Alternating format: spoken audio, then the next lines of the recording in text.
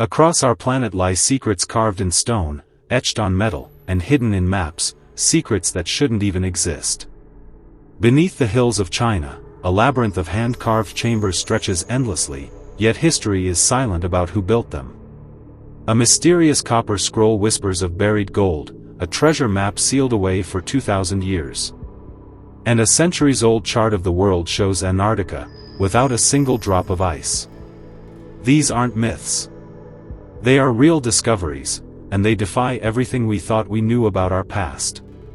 Today, we uncover 10 ancient mysteries that will make you question history itself.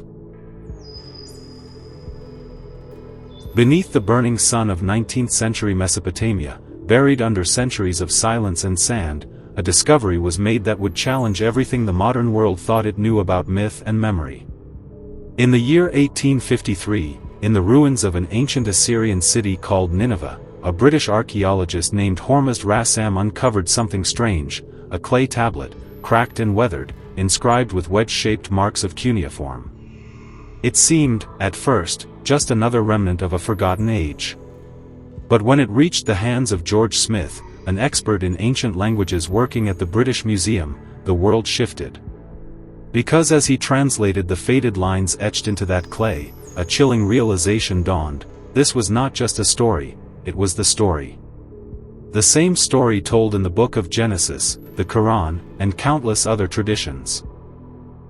A global deluge, a divine warning, a man who builds a boat, survives the flood, and releases a bird into the winds. But this version was older. Much older. Over 1,000 years older than the Bible's. Written in Akkadian, the language of ancient Babylon, this 11th tablet of the Epic of Gilgamesh detailed the words of a man named Utnapishtim, the Mesopotamian counterpart to Noah, who tells the hero Gilgamesh how the gods, angered by the chaos of humanity, sent a storm to cleanse the earth. He, Utnapishtim, was warned by the god Ea, told to build a great boat, to save himself, his family, and the seed of all living things. The storm came. It raged for 7 days and 7 nights. When it was over, and the waters receded, the world was silent, drowned and reborn. Utnapishtim released a dove. Then a swallow. Then a raven. And when the raven did not return, he knew the earth had dried. This tale, nearly word for word, echoed the story told centuries later in the Hebrew Bible. A tale of survival, judgment, and divine wrath. But now, with the discovery of this clay tablet, everything changed. Because this flood was no longer a fable told around fires. It was inscribed, preserved, buried, and rediscovered. The tablet of the Great Flood, as it came to be known, is roughly 3,000 years old, dated to around the 7th century BCE, though its story likely goes back further, deep into the 18th century BCE or even earlier. It was part of a vast library, the Library of Ashurbanipal, the last great king of Assyria, who collected thousands of texts from across the ancient world and stored them in Nineveh. When Nineveh was destroyed, the library was buried in ash, a tragedy that, paradoxically, preserved it. Today, the flood tablet rests in the British Museum, under carefully controlled conditions, its cracked surface silently holding one of humanity's oldest and most haunting memories. But its significance is more than literary. It raises questions we are still not prepared to answer. Why does the story of a global flood appear across so many ancient cultures? From Sumer to India, from Greece to the Americas, ancient civilizations spoke of divine floods, of boats, birds, and rebirth. Were these shared myths, passed through wandering storytellers? Or could they be memories of an actual event, a cataclysmic flood that scarred human consciousness forever? Geological records show dramatic sea level rises at the end of the last ice age, sudden floods, massive shifts in the Earth's climate. Could the Great Flood tablet be a record, not of imagination, but of history? Written by trembling hands who watched their world drown? Who carved their terror into clay so future ages would know what came before? The language of the tablet, Akkadian, was the scholarly tongue of Babylon, a language of empire, religion, and science. Its writing, cuneiform, used a stylus to press wedge-shaped marks into wet clay, which was then baked or dried. A method that, ironically, preserved knowledge better than ink and parchment ever could. And in those grooves, those tiny shadows, a memory whispers, a memory not of a god's wrath alone, but of human resilience. Utnapishtim, like Noah, becomes a symbol, not of perfection, but of survival. The flood was not just an end, it was a reset. A cleansing of corruption. A chance to begin again. And yet, the tone of the tablet is not triumphant. It is somber. Heavy. As if even survival comes at a cost. The gods, after the flood, regret their destruction. They feel sorrow. And they grant Utnapishtim immortality, not as a reward, but as a kind of exile. He lives forever, yes, but alone. Cut off. A man who remembers what no one else can. And in that, perhaps, lies the truest meaning of the flood tablet, not just a tale of destruction or divine punishment, but a warning. That what has happened before, can happen again. That the waters are never far away. That memory, like the sea, rises. So the next time we gaze at rivers swollen, oceans rising, storms breaking the land, remember the clay, the script, the hands that wrote them. Remember the tablet that told us, we've been here before. And now that we found it, now that its message has resurfaced, the only question that remains is this. When the waters rise again, will we be the ones who listen, or the ones who are washed away? In the quiet corridors of forgotten libraries and sealed vaults of museums, there exists a kind of silence, not the silence of emptiness, but the silence of voices locked away in scripts no one can read, no one can understand, and no one, not even the greatest minds of our time, has ever been able to awaken. These are not lost languages. Lost languages can be recovered. These are indecipherable. Entire civilizations that once breathed, built, loved, worshipped, and ruled, now speaking only through the marks they left behind. Marks we cannot translate. And at the heart of this eerie silence lies the greatest of all linguistic enigmas, a handful of ancient texts, symbols, tablets, and scrolls written in languages so alien, so unreachable, that they remain completely sealed from human comprehension. The mystery doesn't begin in modern times.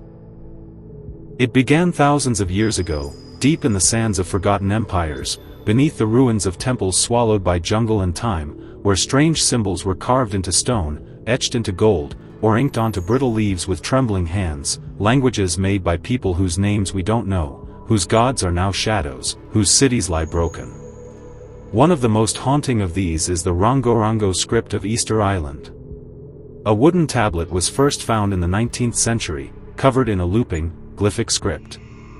No Rosetta Stone, no living speakers, no parallel reference, nothing to explain who created it or what it means. The glyphs seem to depict humans, animals, celestial shapes, but the order, the logic, the grammar?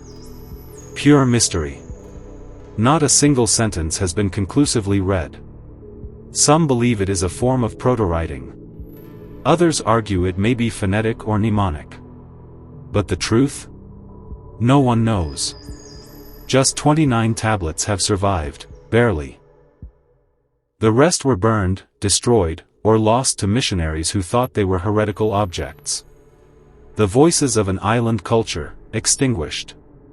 Then there's the Phaistos Disc, unearthed in 1908 in the ruins of the Minoan palace of Phaistos on the island of Crete. A fired clay disc. Spiraling rows of stamped symbols that look too deliberate to be art, too organized to be chance. 50 years of research. 100 theories. Not one confirmed translation. Some claim it's a hymn. Others, a legal code. But many believe it may not be Minoan at all. It might be a foreign object, left behind by a vanished seafaring people whose language touched no other culture, never expanded, never survived.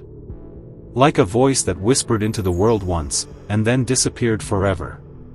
But the mystery of indecipherable language grows darker still with the arrival of the Voynich manuscript, the crown jewel of the undeciphered, the Book of Madness. It was discovered in 1912 by a Polish bookseller named Wilfrid Voynich in the Jesuit archives of Villa Mondragone, Italy. At first glance, it seemed medieval, a typical herbal book, perhaps.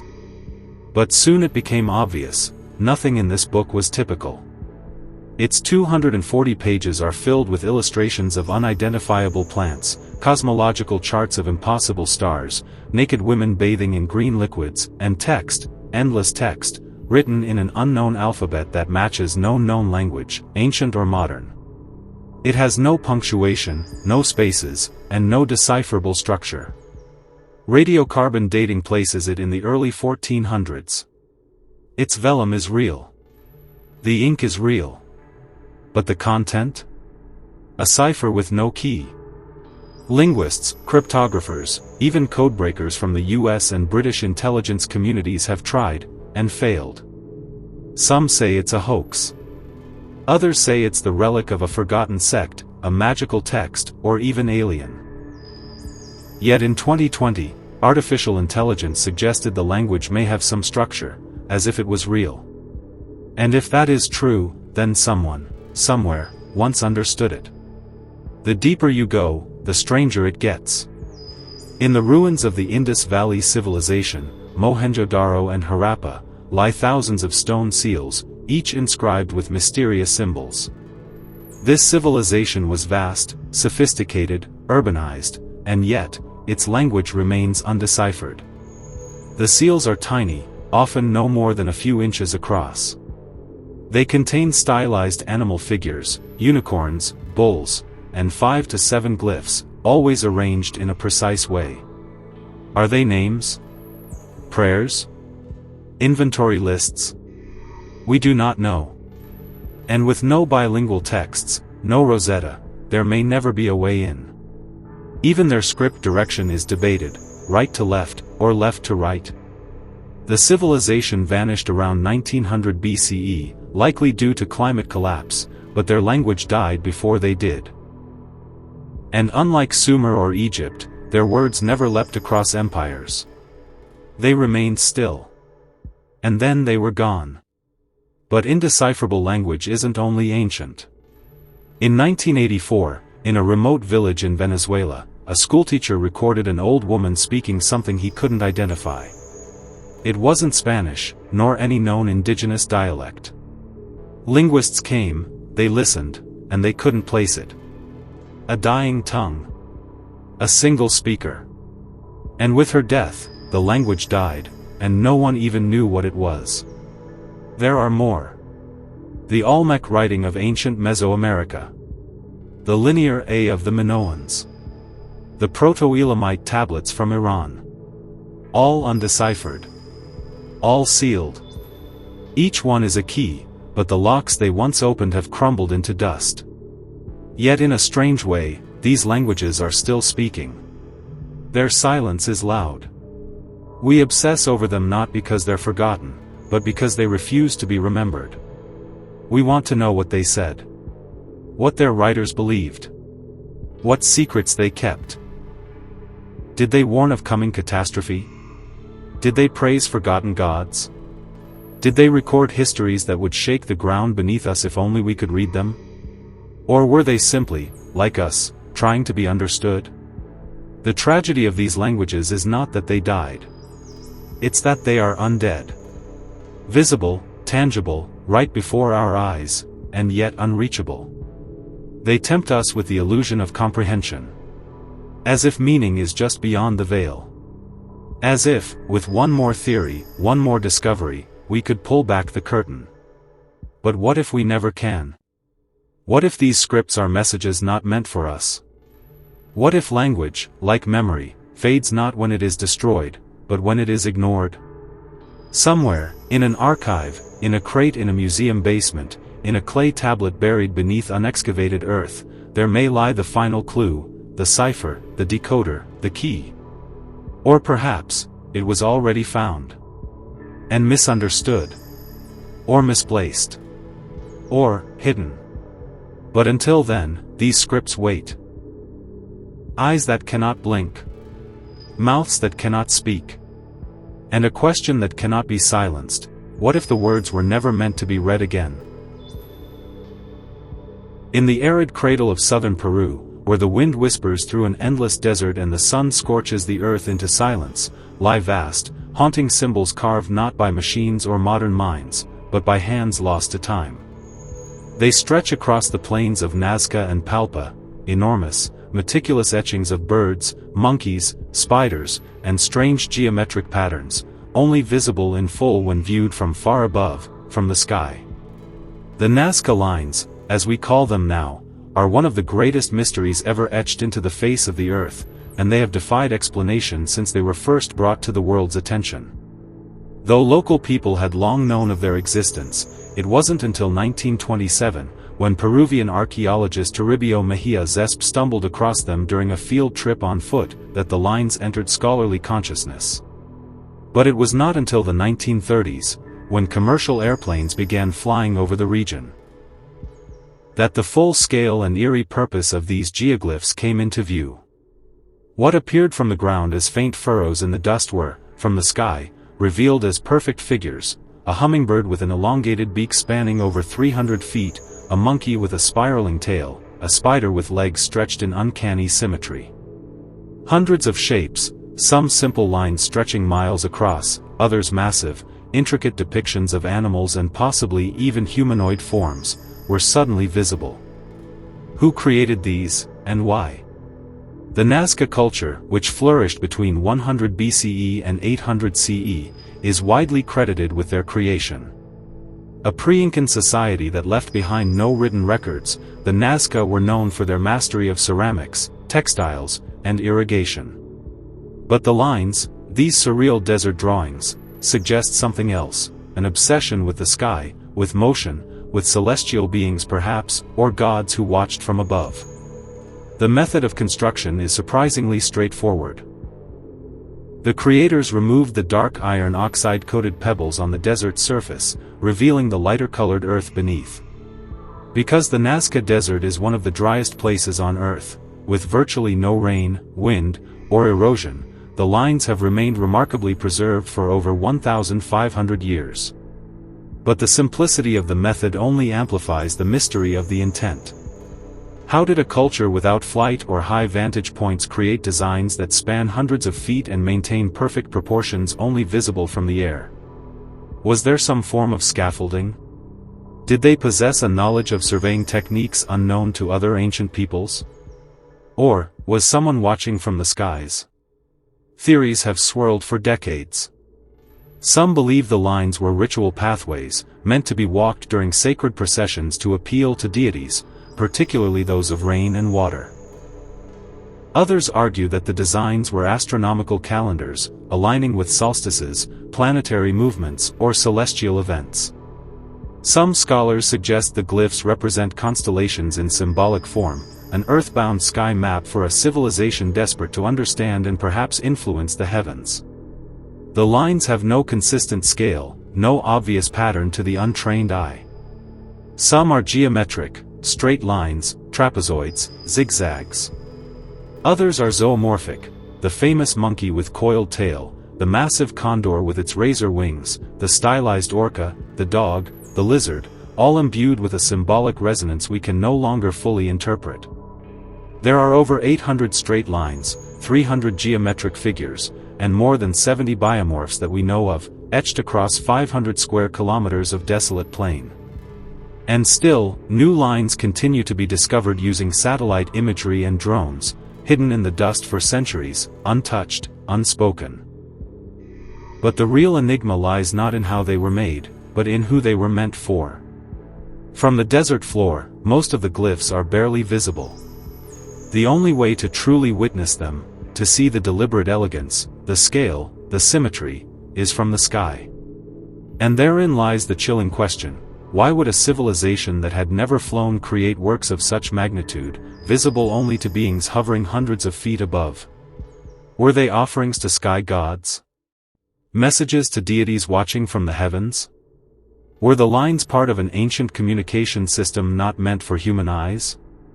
Or, as some fringe theorists propose, Were they signals to ancient visitors from elsewhere, maps, landing guides, cosmic invitations scrawled into the earth?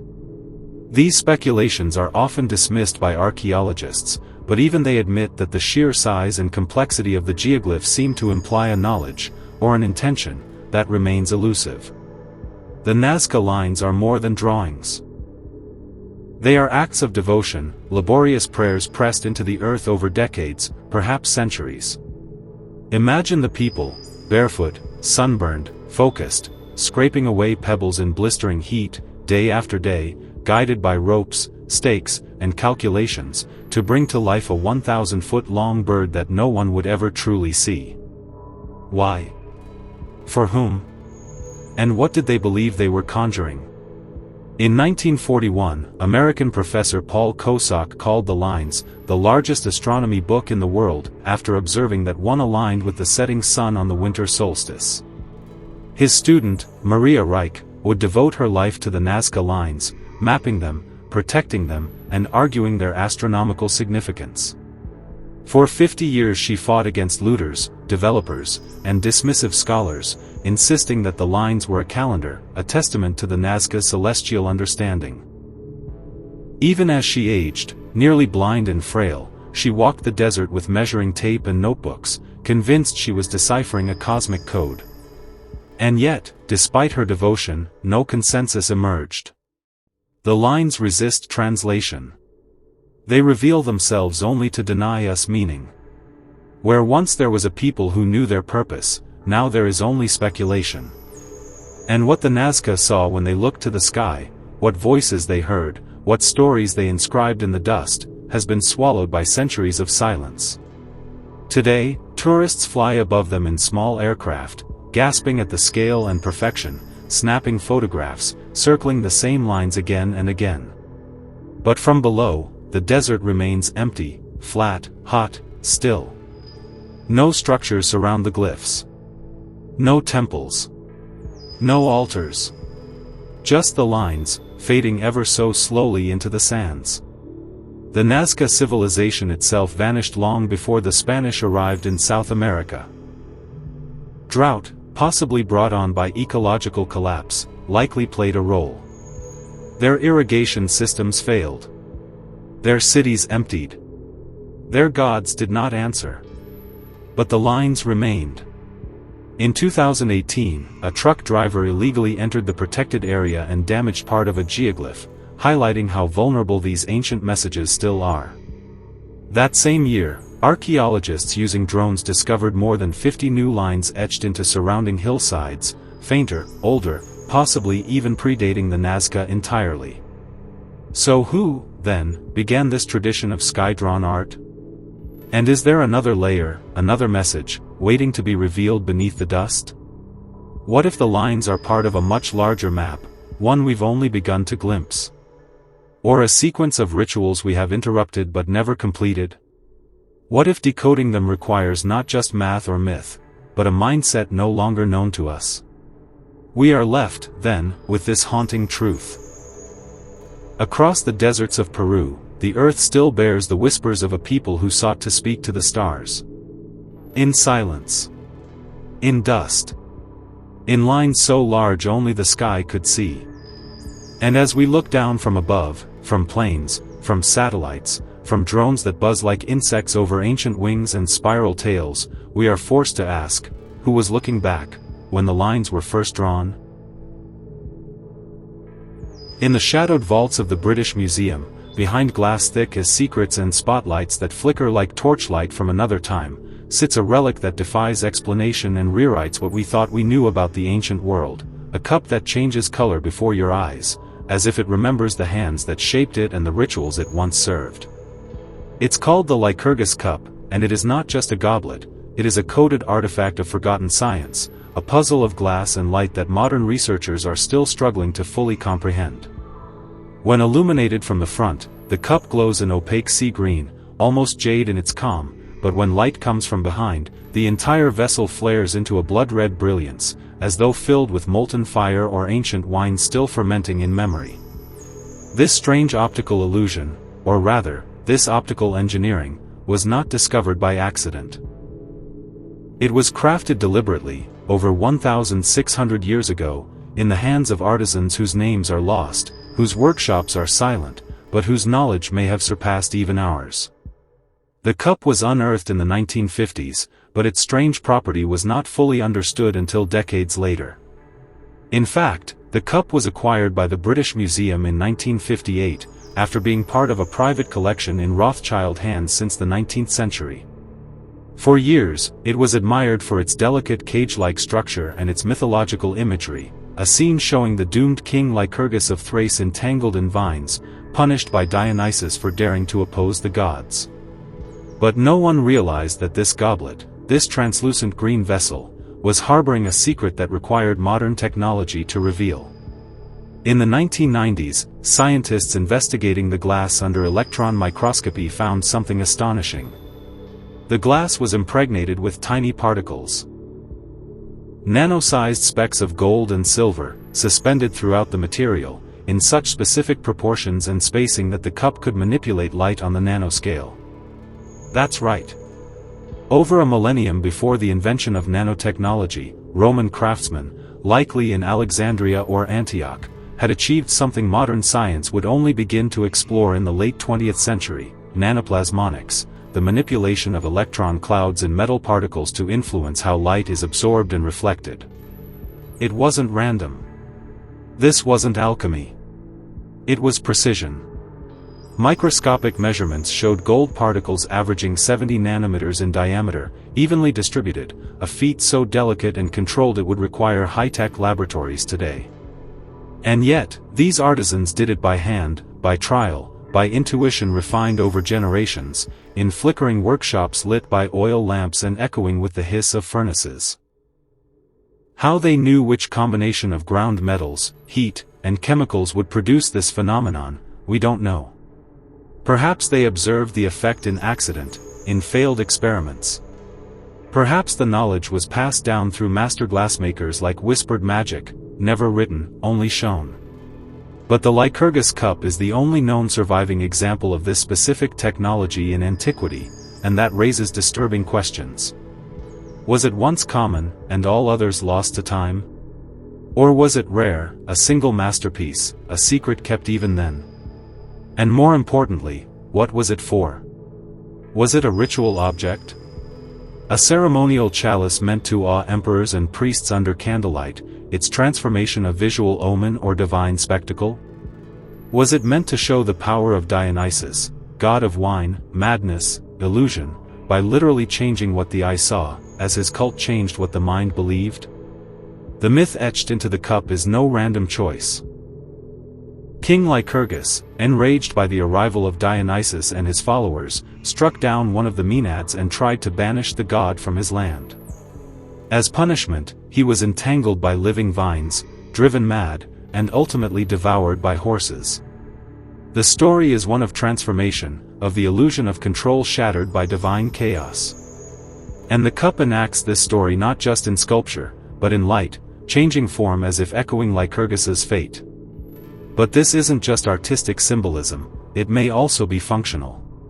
Researchers speculate that when filled with liquid, perhaps wine or water, the optical properties would change again, offering a new color under torchlight. Imagine the drama. In a dark Roman hall, a priest lifts the green cup, fills it with sacred wine, and suddenly it flares red as blood. The audience gasps. A miracle? A warning? A god made visible in glass? We may never know. What we do know is that this object was not made for ordinary use. It was not a tavern goblet. Its shape, a cage cup, involves a double-layered structure, an inner cup, and an outer decorative shell fused to it, carved with extraordinary precision. Few such vessels survive, and none with this optical property. Some believe it belonged to a Roman emperor or high-ranking official, perhaps even a sacred temple. Its survival is miraculous. Many artifacts of ancient glass disintegrate, fade, shatter with time. That this cup remained whole, its cage unbroken, its secret intact, is rare enough to border on impossible. It was kept in private collections, far from the public eye, until modern science gave us the tools to understand what our ancestors had hidden in plain sight. Today, the Lycurgus cup rests in room 70 of the British Museum, encased, protected, admired. But even now, scientists are not done with it. Recent studies attempt to recreate the glass, to reverse engineer its composition. Success has been partial. We can imitate the effect, but not perfectly. We still don't know how they ground the gold and silver to nanoscale particles. We still don't know why they combined them as they did. Was it a symbolic formula? A lost recipe? A ritual ingredient mixed under a specific moon phase, forgotten when Rome fell? The implications are deeper than aesthetics. Some researchers believe that if the Romans had understood this principle more broadly, if nanoplasmonics had spread, we might have seen an ancient technological revolution in optics, sensors, even communication. But instead, it vanished. One cup. One example. One ghost of a forgotten science. Was it destroyed in war? Suppressed by religion? Or was it never meant to be known? Perhaps the glassmakers, seeing what they had made, feared it. Perhaps they believed the cup had power, that it saw. That it remembered. That it could change more than color. After all, the line between chemistry and magic was thin in the ancient world. And when you hold a vessel that glows like blood under fire, how can you tell the difference?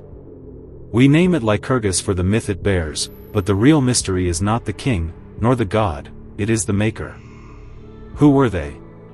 What did they know? And why, in all of Rome, was only one cup ever made to change its face with light? Is it possible there were more, buried beneath ash, or sealed in forgotten tombs, waiting for light to touch them again? Or, were they hidden for a reason? Because what they revealed wasn't just beauty, but a science too advanced, too dangerous, too divine to survive the fall of empires? And if so, what other forgotten knowledge still sleeps in the sands, cloaked in myth, waiting for someone to see it, not with their eyes, but with understanding? It lay buried beneath centuries of dust and silence, cradled by the earth like a secret too sacred to speak, a strange, round artifact no wider than a dinner plate, but bearing symbols that do not belong to any known civilization. When the disk of the stars was first unearthed in the heart of modern-day Crete in 1908, archaeologists were baffled, not merely because of its mysterious appearance, but because of what it seemed to whisper through time, a message etched in clay, sent from a vanished world. The disk was found in the ruins of the ancient city of Phaistos, a once flourishing Minoan settlement. Encased in layers of ash and rubble, it had slept quietly through the rise and fall of empires, untouched by sunlight for nearly 4,000 years. But when it was uncovered by Italian archaeologist Luigi Pernier, it immediately stirred the academic world, not with answers, but with questions so profound they continue to echo today. The disk is made of fired clay, yet unlike any pottery of the age. Its surface, barely 15 centimeters across, is meticulously stamped with 241 tiny, intricate symbols arranged in a spiral, symbols that have never been conclusively deciphered. The designs include human figures, animals, tools, and mysterious geometric patterns, all impressed into the clay while it was still soft, using stamps, an ancient form of movable type predating the printing press by millennia. Who made this? Why stamp such a message, only to bury it within a city that would burn and fall? The mystery deepens when we examine the precision of the markings. Unlike casual decoration, these symbols are systematically arranged, spiraling inward from the edge to the center on both sides of the disk. It is not just art, it is a script, a message, possibly a prayer, a ritual, or a warning. Yet no other object with the same writing has ever been found. Not on walls. Not on papyrus. Not carved into stone. Nowhere. This is the only one. Some believe the disk represents a hymn to a forgotten deity, others think it could be a record of astronomical events, a cosmic almanac predicting the movement of stars and planets. A disk of the stars, created by priests or scientists of an ancient era long before history began recording time in ink. But if so, why has no other piece of this language survived? The symbols do not resemble linear A or linear B, the known Minoan and Mycenaean scripts. They stand apart, alone, like a visitor from another world. Over the decades, countless scholars and cryptographers have tried to crack its code. They count the symbols. They study the patterns. They cross-reference them with known scripts. They propose hypotheses, from ancient syllabaries to early phonetic alphabets. And yet, nothing fits. The disc remains mute. Some even suspect it may be a forgery, crafted by a clever mind to provoke mystery. But there is no proof of deception. The clay has been dated to the Minoan Bronze Age. Its context in the ruins appears authentic. And the technique of stamping rather than carving or painting, so unusual for the time, suggests not fraud, but innovation. If genuine, the disc may represent one of the earliest examples of printed communication in human history. A leap ahead of its time. A prototype of thought transmission encoded in clay. And still, unreadable. Its current home is the Heraclean Archaeological Museum in Crete, where it sits behind glass, gazed upon by tourists and scholars alike, its spiral script as silent and as inscrutable as ever. But some say the disc is more than just ancient writing, it may be a star map. Zoom in on certain symbols, a seven-rayed sun, a crescent moon, a figure holding what looks like a staff pointed upward, perhaps toward the heavens. Are these mere decorative motifs, or intentional depictions of celestial events? Were the Minoans cataloging eclipses, solstices, or planetary alignments? Could this disc have been a kind of tool, held during rituals beneath the stars, its spiral a sacred path mirroring the sky's own procession? If that's true, then perhaps the disc wasn't meant to be read like a book, but experienced like a rite. A code known only to those initiated in the mysteries of the stars. The cult of the heavens, where sky and soul meet. A few more radical theories go even further. They suggest the disc may have encoded knowledge passed down from an even earlier civilization, perhaps one lost to time, or to flood, or to fire. An echo from Atlantis. Or from visitors not of this earth. While mainstream scholars dismiss these ideas, the allure of the unknown fuels endless speculation. A spiral of theories spiraling inward, just like the disc itself. But what haunts the imagination most is not what we know about the disc of the stars, it's what we don't. Who pressed the symbols into soft clay before the fires of the kiln made them eternal? What language is this, that left no other trace in the ancient world? Why has no matching artifact ever been uncovered in over a century of excavations across Crete and the Aegean? And why was this lone disc carefully hidden among ruins, never meant to be found, or desperately waiting for someone who could finally understand? Each theory raises more questions than it answers. Was it a message to the gods? A record of the sky? A hymn, a ritual, a puzzle, a prophecy? Or a warning encoded by a dying civilization that knew its time had come to an end? The answers may lie buried still, somewhere beneath the ground, or perhaps they were never meant to be discovered. Perhaps the disc speaks not to the minds of today, but to the eyes of the stars it once honored. Silent. Spiraled. Watching. So we are left with one object, one message, and one unsolved mystery that has refused to yield for over 100 years. As we stare into the spiral, hoping to find meaning in its symbols, we must ask ourselves, what if we're not the intended readers? What if the disc of the stars was never meant for humans, at all?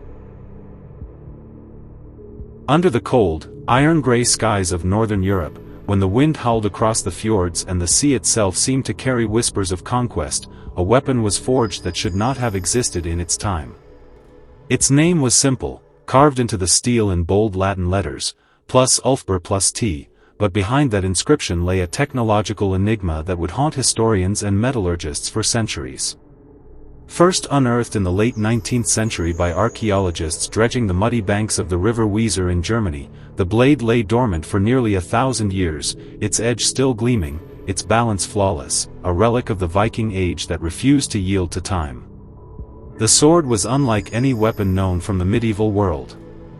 In an era when most blacksmiths struggled to remove impurities from iron, producing brittle and uneven steel, the Ulfberht sword was crafted from a metal so pure it bordered on the impossible. Crucible steel, containing carbon levels close to modern high-grade alloys. This was a technology that would not be mastered in Europe for another 800 years, yet here it was, in the hands of warriors from the 9th to the 11th century. Who forged it? How did they acquire the knowledge to create it? Some suggested that the name Ulfberht belonged to a single legendary swordsmith, a genius ahead of his time, working in secret somewhere in the Frankish Empire. Others believe it was not a man's name at all, but a brand, an early form of signature guaranteeing quality, a mark coveted by kings and feared by enemies. The inscriptions, always inlaid with precious metals, varied slightly, hinting that perhaps an entire lineage of master smiths guarded the secret over generations. The process behind the Ulfberht was as much a mystery as its origin. Ordinary medieval swords were made of bloomery steel, hammered together from spongy lumps of metal filled with slag.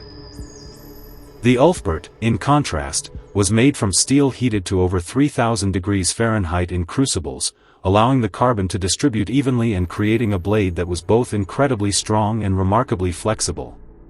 Such methods existed in ancient India and Persia, producing the famed wood steel, but there is no record of such advanced metallurgy in the north. How had this technology traveled across continents, and why did it vanish again for centuries? The answer may lie in trade routes that stretched farther than most imagine. The Vikings, those seaborne raiders and traders, did not merely pillage, they connected worlds. Archaeological evidence suggests that Norse merchants reached as far as the Volga River, linking them to the Islamic Caliphate, whose smiths still knew the secrets of crucible steel. Perhaps the raw ingots were brought north, traded for furs, slaves, or silver, and transformed in hidden forges into the perfect killing blades. Yet if this was so, the Ulfberht makers not only imported steel, they elevated it, shaping weapons that outperformed anything the East had ever seen. When wielded, an Ulfberht sword was almost supernatural in battle. Accounts speak of blades that could cut through mail armor as if it were cloth, that held an edge after repeated strikes, that could be bent nearly in half and spring back without a crack. For a Viking warrior, owning such a sword was more than a sign of wealth, it was a mark of destiny. These were not mass-produced tools, they were talismans, extensions of the wielder's soul, destined to be passed down through generations or buried with their master to journey into the afterlife. As more Ulfberht swords were unearthed across Scandinavia, Russia, and Western Europe, nearly 170 in total, another puzzle emerged. Not all bore the same flawless steel. Some were counterfeits, made of inferior metal yet stamped with the revered name, perhaps by unscrupulous smiths hoping to deceive wealthy buyers. Others bore subtle misspellings in their inscriptions, a clue that the secret of true crucible steel was known only to a select few, while others tried to mimic the prestige without the mastery. Metallurgical tests confirmed this. The authentic blades contained almost no slag and a uniform carbon content, while the forgeries were riddled with imperfections. The genuine Ulfberht sword seemed to vanish after the mid-11th century, coinciding with the decline of Viking power and the tightening control of the Catholic Church over trade in the Frankish realms. Some theorize that political or religious edicts banned the export of the steel needed to make them. Others whisper of a final Ulfberht master, taking his knowledge to the grave rather than letting it fall into unworthy hands. Even the name Ulfberht remains shrouded in ambiguity. Was it a given name? A family? A guild of armorers sworn to secrecy? Inscriptions found on surviving swords vary. Some read plus Ulfberht plus T, others plus Ulfberht plus, small differences that could signify competing workshops, or perhaps deliberate marks to identify the true from the false. Today, the surviving authentic Ulfberht swords are held in museums from Norway to Germany to the British Museum in London, displayed under glass as marvels of medieval craftsmanship.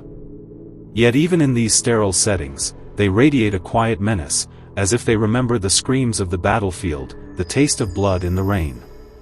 Visitors stare at them and sense, without understanding why, that they are looking at something that does not belong to its time. Modern blacksmiths, armed with furnaces and precision tools, have tried to recreate the Ulfberht using only the materials and techniques available 1,000 years ago. Most have failed. Those few who succeeded described the process as nearly impossible without prior knowledge of crucible steelmaking, a process that, in its time, should have been utterly alien to the Vikings. Which leaves us with the question that refuses to die: how did these northern warriors come into possession of a technology centuries ahead of Europe's metallurgical timeline? Did they inherit it from a forgotten civilization?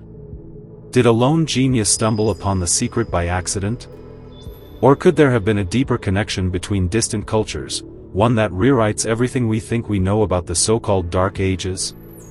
The answers remain buried, perhaps in some untouched grave mound, perhaps at the bottom of a river where a warrior's hand let go in death. But one thing is certain: when you stand before an Ulfberht sword, you are standing before a riddle forged in fire, a whisper from the past that says, "We were not as primitive as you think." And if one blade could carry the knowledge of the future into the heart of the 9th century, what other secrets might still lie waiting beneath the earth, silent and patient, until we are ready to understand them? Or worse, until they are ready for us. Beneath the rolling hills of Zhejiang province in eastern China, where rice paddies shimmer under the morning mist and the land seems timeless in its quiet rhythm, lies a riddle carved from stone so vast and so precise it defies the very history written about it. In 1992, in the small village of Shuryan Beitsuan, a farmer decided to deepen his pond. He had no idea he was about to uncover something the world had never seen. As the water was drained, the earth gave way not to mud or soil, but to the smooth, chiseled walls of an immense underground chamber, its surfaces marked with perfect parallel lines as if etched by some mechanical giant. News spread, and excavations revealed that this was not a lone anomaly. Over the following months, 24 massive hand-carved caves were discovered, hidden just beneath the countryside, each one larger than a modern cathedral, each built with mathematical precision, and none mentioned in any historical record.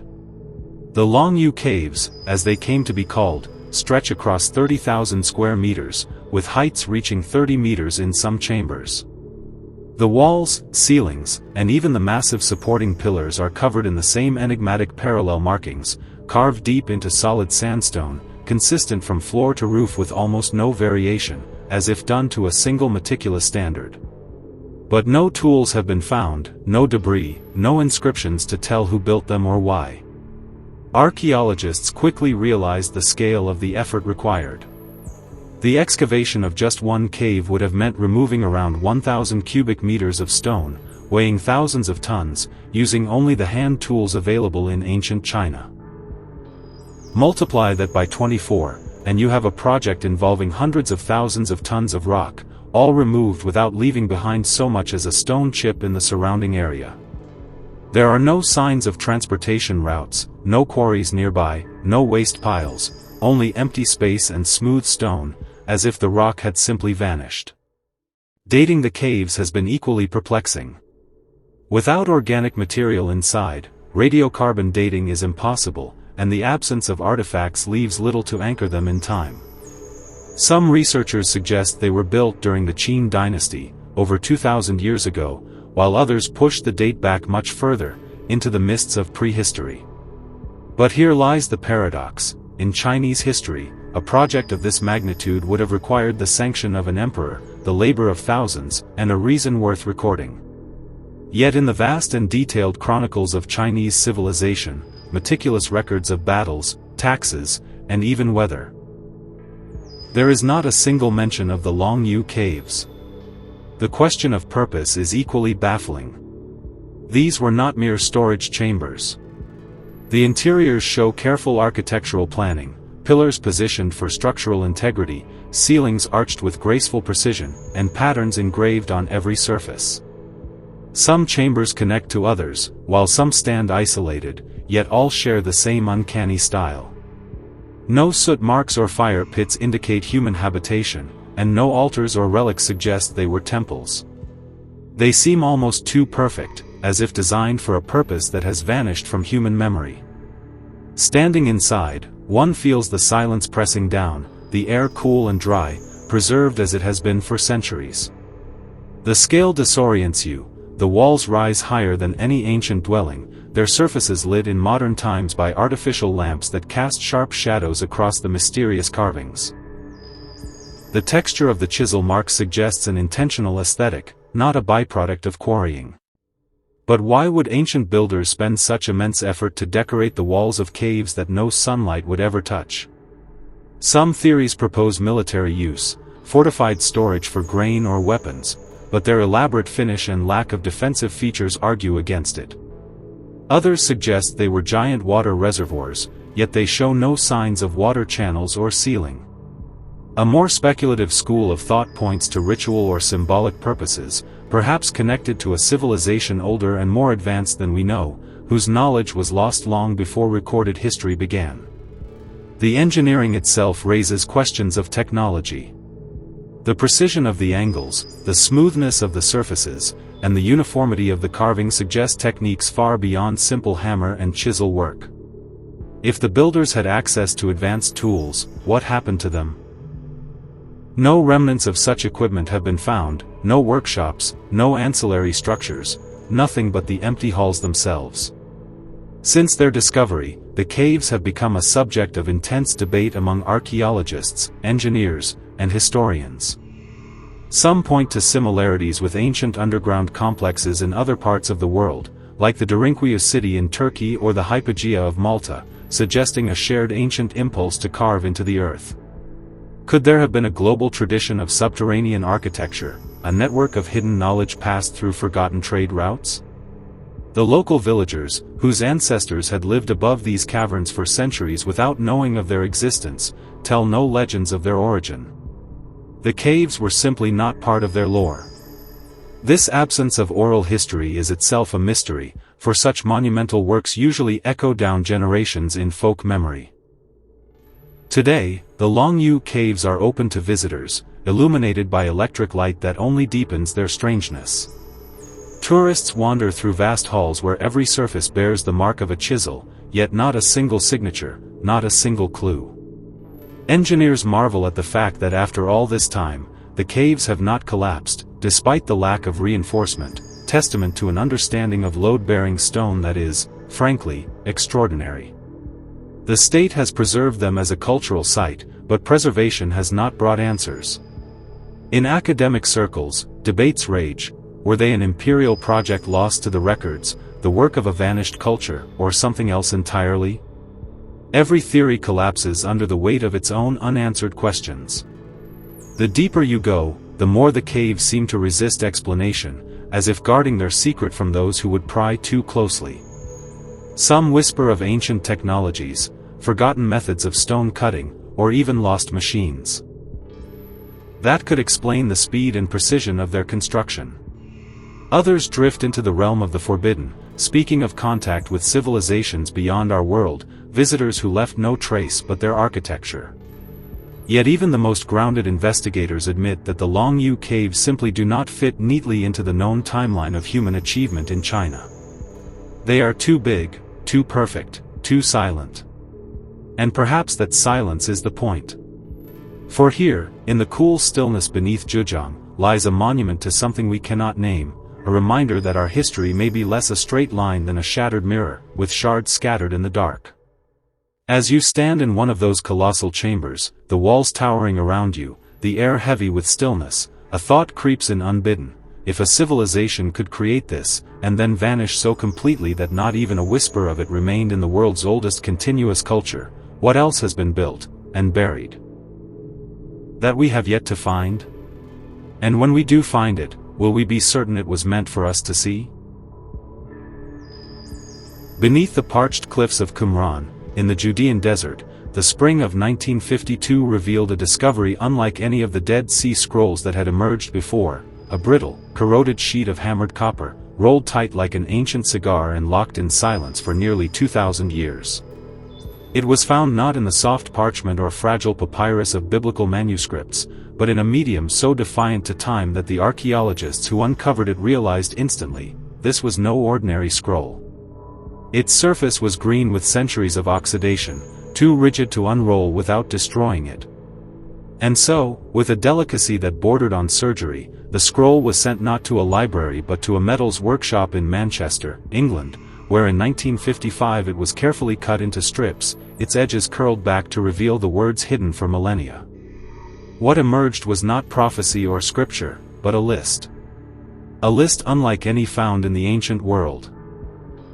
64 entries, each specifying a location, a measure, and a treasure. In the ruin in the valley of Acre, under the steps leading to the east, 40 talents of silver. In the cistern at the entrance to the tomb, 70 talents of silver. Item after item, each describing vast quantities of gold, silver, and other riches, by modern reckoning, tens of tons of precious metal. If the scroll's instructions were genuine, it could be a catalogue of the greatest buried treasure in human history. But who made such a thing, and why in copper? Scholars soon noticed that the script was a crude form of Hebrew, dating from roughly the 1st century CE, the same turbulent era when Rome's iron grip tightened around Judea, when the Great Jewish Revolt would erupt in blood and fire, and when the fabled Second Temple in Jerusalem would be reduced to smoking ruins. The copper, they reasoned, was no accident. Unlike parchment, which could rot, or clay, which could crumble, copper could endure underground for centuries. A treasure list meant to be used far in the future would demand a medium as lasting as the treasure itself. Yet the question of authorship split scholars in two. Some argued it was the work of the Essenes, the ascetic sect thought to have lived at Qumran, who might have compiled it in the chaos before Roman legions descended. Others insisted the hoard belonged to the priests of the temple, smuggling the sacred treasury away from Jerusalem before Titus's siege in 70 CE. In this theory, the copper scroll is a desperate map, a priestly insurance policy, etched in metal, meant to guide survivors back to the wealth of the temple once the invaders were gone. But here the trail bends into shadows. The locations described are maddeningly vague, often tied to landmarks that no longer exist or names whose meanings are lost to time. In the cavity of the old washer's chamber, on the third terrace, words that tantalize and frustrate in equal measure. Archaeologists have tried to match the scroll's geography to real terrain, ravines east of Jerusalem, dry riverbeds near Jericho, remote caves in the wilderness toward En-Gedi. Expeditions have been mounted, sometimes in secret, scouring the desert with metal detectors, drilling into ancient ruins, even digging under modern structures. Not a single bar of gold, not a single silver ingot, has been confirmed found from its list. Some believe the treasures were long ago retrieved by those who hid them, the scroll abandoned when its purpose was fulfilled. Others think Rome found and seized them during the suppression of the revolt, their gleam melted into coins that fueled the empire. A more romantic notion holds that the wealth still sleeps beneath the soil of the Holy Land, entombed in places now buried beyond recognition, waiting for one who can read the scroll's riddles as their makers intended.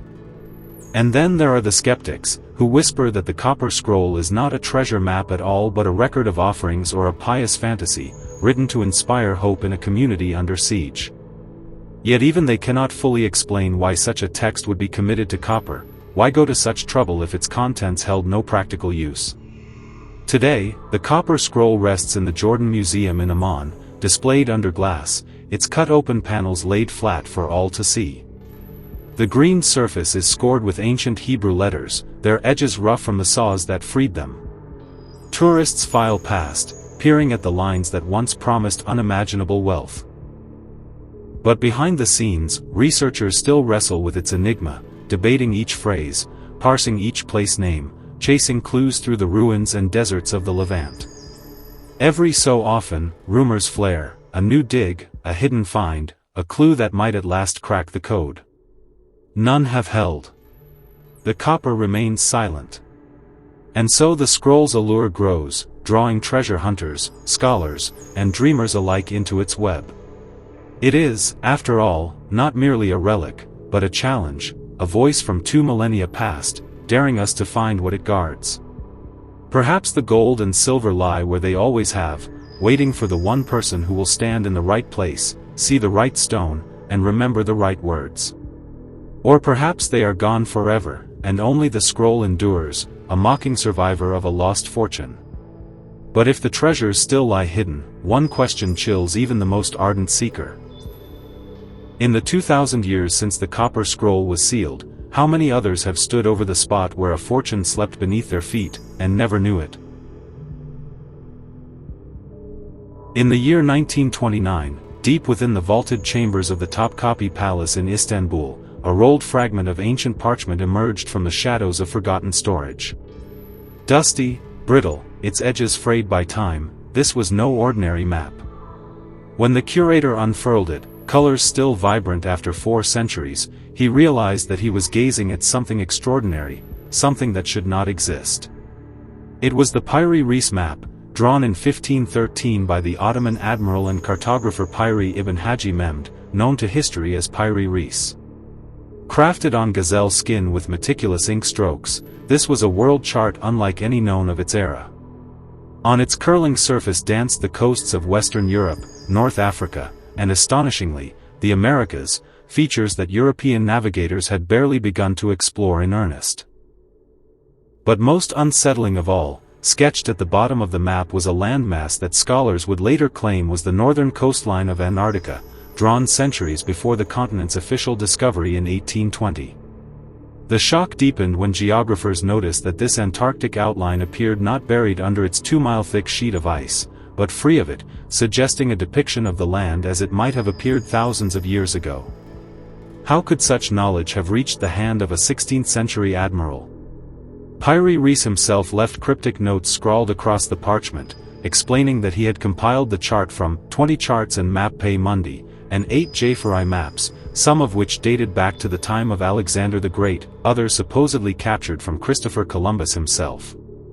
He claimed his sources came from Portuguese sailors, Arab scholars, and maps drawn in the days of Iskender, a mosaic of knowledge that spanned cultures and centuries. Yet, the precision in certain coastlines baffled 20th-century cartographers. The map seemed to display South America's east coast with uncanny accuracy, at a time when much of it remained uncharted.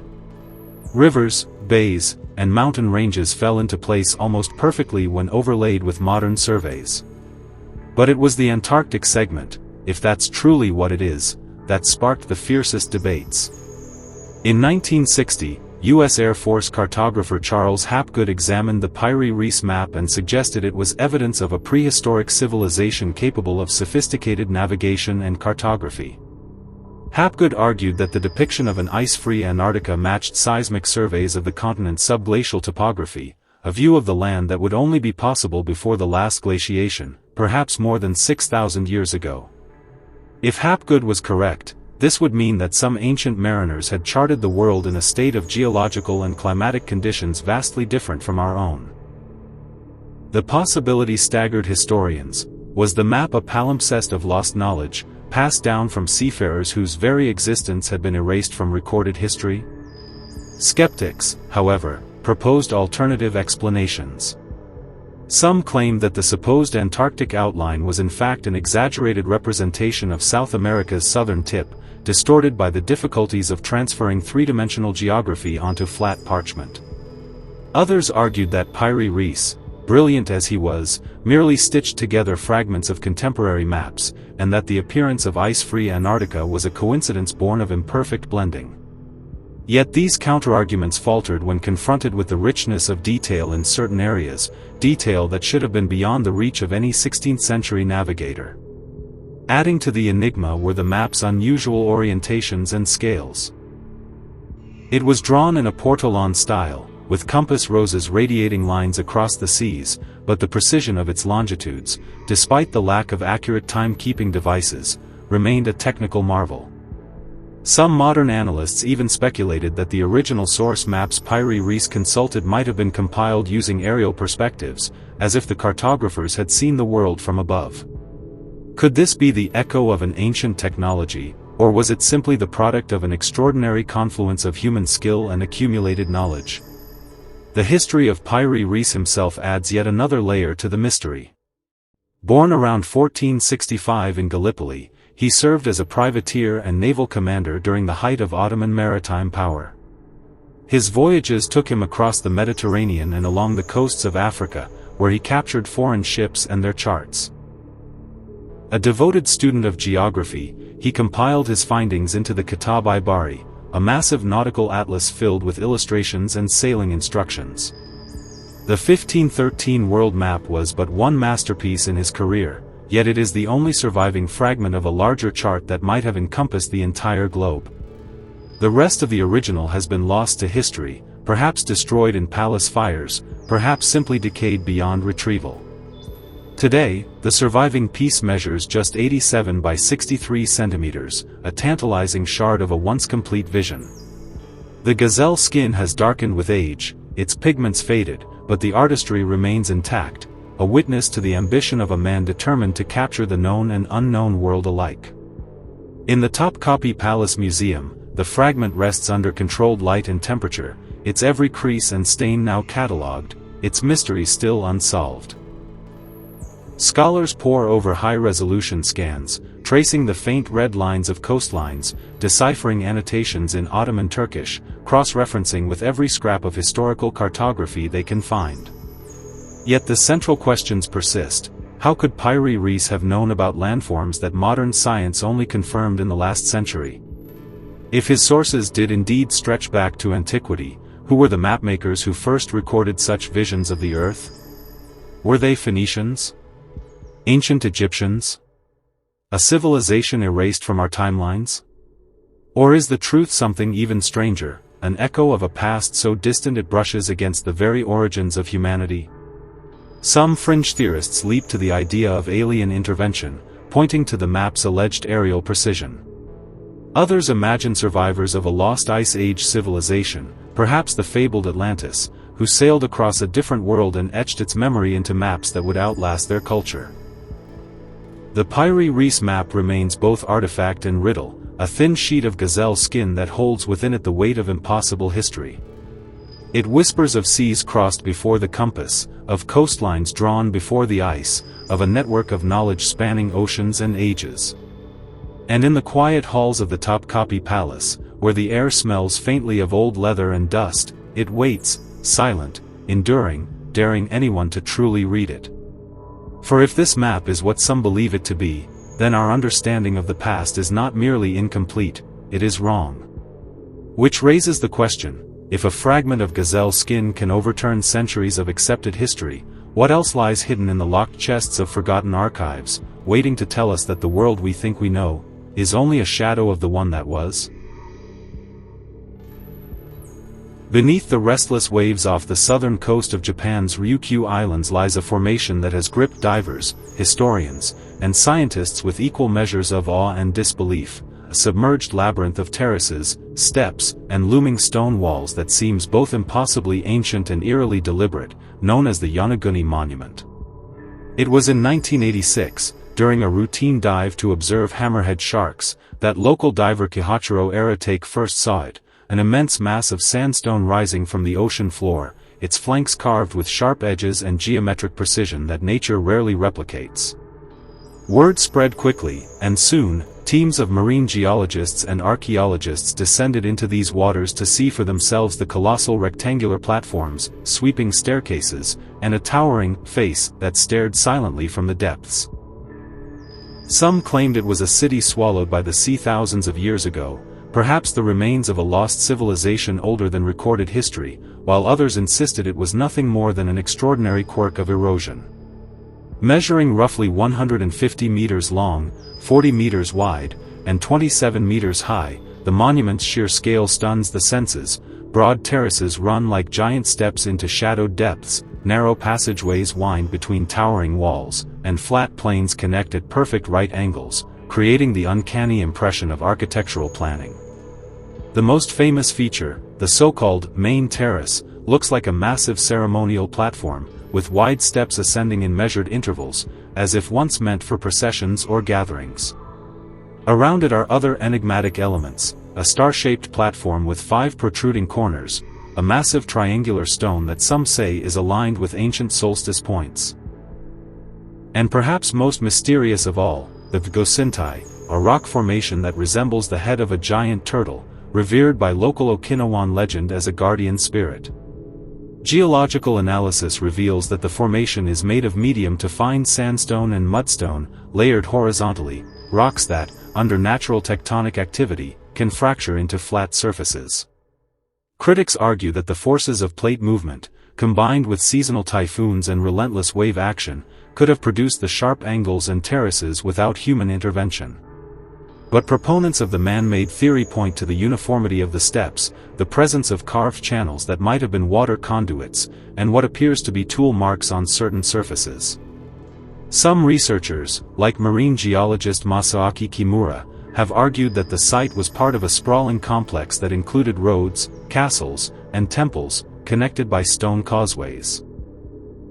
An advanced coastal city that sank when the last ice age ended and sea levels rose dramatically around 10,000 years ago. If true, it would predate the pyramids of Egypt by millennia and rewrite our understanding of early human civilization in East Asia. Divers have found nearby stone structures on land that appear similar in style, suggesting a possible link between submerged and terrestrial remains. Underwater photography has captured petroglyph-like markings on certain stones, and some claim to have found what might be stair railings or altars, though skeptics dismiss these as pareidolia, the human tendency to see patterns in randomness. The currents here are strong, visibility shifts quickly, and the constant dance of light through the blue-green water makes the monument feel alive, as though the stones themselves are breathing. Local fishermen tell older tales still. That the waters above Yonaguni conceal the ruins of Mu, a mythical Pacific continent lost to the sea in a cataclysm, much like Atlantis in the Atlantic. In this telling, the monument is not just a relic, but a warning, a remnant of a world undone by forces it could not control. The Japanese government has not officially recognized the monument as an archaeological site, leaving exploration largely in the hands of private divers, researchers, and adventurers. As a result, its preservation is uncertain. Storms and the slow grind of the ocean's hand will continue to shape and possibly erase it. Today, those who descend to Yonaguni's depths speak of a disorienting sense of time's collapse, where the present moment is overlaid with visions of processions climbing those stone steps, of priests or leaders addressing crowds from the main terrace, of rituals performed beneath a sun that no longer reaches this place. Then the image shifts, and you are left with the cold, silent truth of rock, worn by millennia of waves. Is it possible that a civilization advanced enough to shape such a monument existed here, only to vanish without leaving any trace on land? Or are we simply witnessing the artistry of the earth itself, a geological masterpiece that mimics human ambition? With every dive, the monument offers both answers and riddles, the stone channels that may have carried water, the enigmatic animal shapes, the precision cuts that suggest a guiding hand, and yet no artifacts, no inscriptions, no bones, nothing that irrefutably speaks of human life. As the current tugs at you, you begin to wonder whether the truth lies not in choosing between man-made and natural, but in accepting that some mysteries resist the neatness of categorization.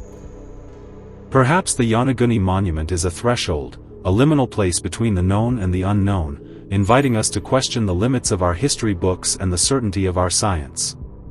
And as you ascend toward the glittering surface, leaving the silent stone city behind, one question follows you like a shadow in the water. If there was once a people here, who carved their story into the bones of the earth, why did they vanish so completely, and what other forgotten cities might still sleep beneath the oceans, waiting for us to stumble upon them too late? In a world where history still hides its deepest secrets, one discovery could change everything. It could be beneath your feet, or locked away in a place no one dares to go. And when it's found, it will rewrite the story of humanity. Be here when it happens. Subscribe now, share your theories in the comments, and join the hunt. Because the truth is out there, and it's coming for us all.